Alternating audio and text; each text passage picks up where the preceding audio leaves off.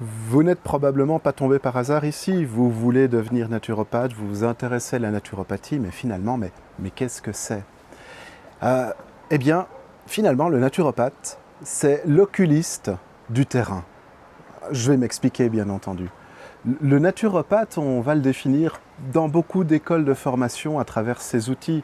Ah, le naturopathe, il va traiter le terrain tel qu'Hippocrate le présentait. Et pour ça, il a les outils vitalisants, il a les outils alimentaires, il travaille avec les plantes pour nettoyer le terrain, concept que on développera un tout petit peu plus loin.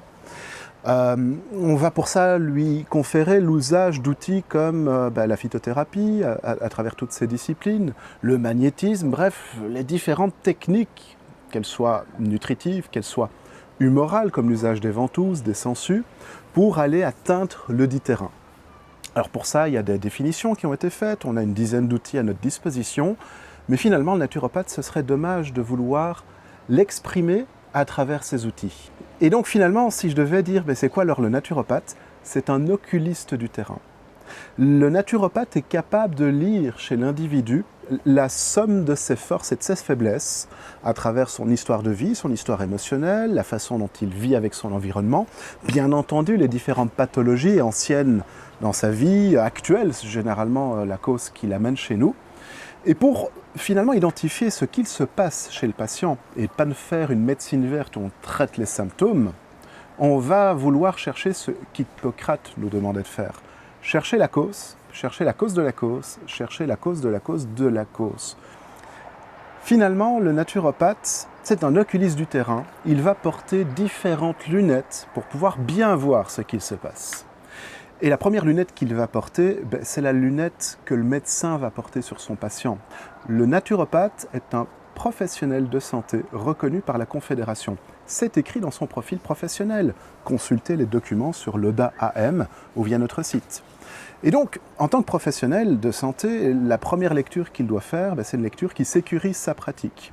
Il va donc devoir analyser les symptômes au regard de la médecine allopathique, conventionnelle, et poser un diagnostic. C'est d'ailleurs l'examen partiel de sa profession quand il se présente aux autorités pour obtenir son diplôme fédéral.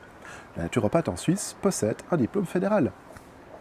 Donc il doit être capable de poser un diagnostic sémiologique, il doit donc être capable de faire les examens relatifs et d'émettre des propositions de traitement pour finalement identifier les patients qui doivent être redirigés. La deuxième lunette que le naturopathe porte, et idéalement en même temps pour voir la convergence des différents symptômes, c'est une lunette qui lui apprend à lire les symptômes fonctionnels. C'est relevant de la médecine dite nutritionnelle, mais son vrai qualificatif, c'est la médecine fonctionnelle. Là où notre première lunette, finalement, est une médecine de structure. On cherche la cause du symptôme dans son environnement direct, immédiat ou en tout cas proximal.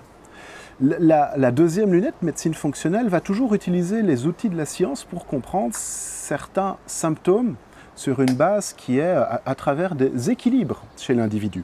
Prenons un exemple, en cas d'allergie, le médecin va chercher l'allergie à travers l'histamine très conventionnellement. La médecine fonctionnelle, elle va aller le chercher à travers la qualité de l'intestin, la qualité dysbiotique, le déséquilibre microbien qui y règne, la qualité structurelle, est-ce qu'il y a des phénomènes de perméabilité, est-ce qu'il y a de l'oxydation qui renforce le statut inflammatoire, et si inflammation il y a, doit-on considérer le foie, doit-on considérer l'équilibre insulinique, bref, dans notre réflexion, nous utilisons les compétences de la science pour aller chercher la description du symptôme, là où elle est faite aujourd'hui, au regard de ce qui fonctionne dans le corps, pas au regard de ce qui est pathologique. Puis le naturopathe, il va aller chercher l'information avec la lunette de sa discipline, la naturopathie. Alors quelque part, le nutritionniste a certaines compétences du naturopathe, aller chercher l'explication, la cause de la cause, dans le terrain nutritionnel, si on devait résumer ainsi. Le naturopathe empirique, très récent, on l'appellera l'hygiéniste. Le vitaliste qui va proposer des cures de détoxification, de renutrition, pour pouvoir aller chercher finalement le symptôme dans une certaine forme d'encrassage dans le corps. C'est d'ailleurs le premier concept d'Hippocrate, d'abord purger. Et pour ça, il est extrêmement bien équipé. C'est son métier, on va dire, encore très actuel. Le naturopathe hygiéniste devra faire l'objet d'une vidéo en tant que telle, parce que c'est là où nous allons parler de toutes les cures des jus de légumes, de toutes les cures de revitalisation, de tous les outils de l'hydrologie, des cataplasmes, des ventouses, enfin bref, tous les outils de la naturopathie, et j'en ferai une vidéo consacrée. Là, je veux vous amener finalement, c'est dans des lunettes qui sont parfois plus difficiles à porter, parce qu'elles sont finalement plus subtiles. Elles donnent un petit filtre qu'il faut apprendre à les reconnaître, sont celles qui vont nous renvoyer dans les dynamiques vitales de l'individu. Hippocrate en parlait très très bien. Derrière la description du sanguin, il va nous décrire une dynamique vitale d'un individu, une capacité de réaction du terrain. Au même titre qu'un homéopathe pourrait parler parfois du psorique, par exemple, en ces termes. Et finalement, quand on va parler des terrains hippocratiques et des moyens de les corriger, ce qu'on veut surtout comprendre, c'est la signifiance qu'il y a derrière, la cause de la cause de la cause. On pourrait presque parler de mouvement bioénergétique. En l'occurrence, c'est ce qui va se cacher derrière l'usage des sels de Schussler, mais pas pour les prescrire. Quand on reconnaît un processus ferrum phosphoricum dans une maladie ou chez un individu, on reconnaît un processus qui est en train de se faire. Et on veut l'accompagner. Et parfois on utilisera les sels de Schussler, mais parfois il va mieux nous expliquer pourquoi le patient fait comme ça la maladie. C'est au même niveau que se cacheraient des réponses de dynamique vitale perçues par l'anthroposophie, où on va comprendre, et mon collègue Eric pourra vous en parler dans des vidéos dédiées à ces phénomènes-là, qu'un processus plomb, finalement, c'est la capacité de la rate, attention, la rate énergétique, pas des Chinois d'ailleurs, la rate énergétique de chez nous, à s'exprimer, à se poser. Et ça, finalement, c'est une traduction qui a été faite par un modèle, l'anthroposophie, d'une dynamique vitale, de comment est-ce qu'une personne réagit avec elle-même et avec son environnement. C'est toute la qualité de défense du terrain que l'on veut décrire avec des filtres sur des lunettes un petit peu moins simples à manipuler. Et dans ce sens, chez nous, chez Terra Stella Natura, nous en faisons notre spécialité. Déjà parce qu'on va pouvoir expliquer ces différents modèles avec des mots actualisés modernes, et ça c'est vraiment la posture que l'on défend. Il en découlera des stratégies d'action en naturopathie, des outils pour pouvoir savoir quoi faire et à quel moment. Décrits déjà depuis longtemps, mais jamais utilisés en ce terme. Et ça c'est l'héritage de ma propre formation. Vous allez pouvoir utiliser également les outils qui vont nous amener dans les terrains très profonds de la naturopathie. On parlera d'Underline et de Béchamp pour les initiés, ce sont des mots relativement courants en naturopathie.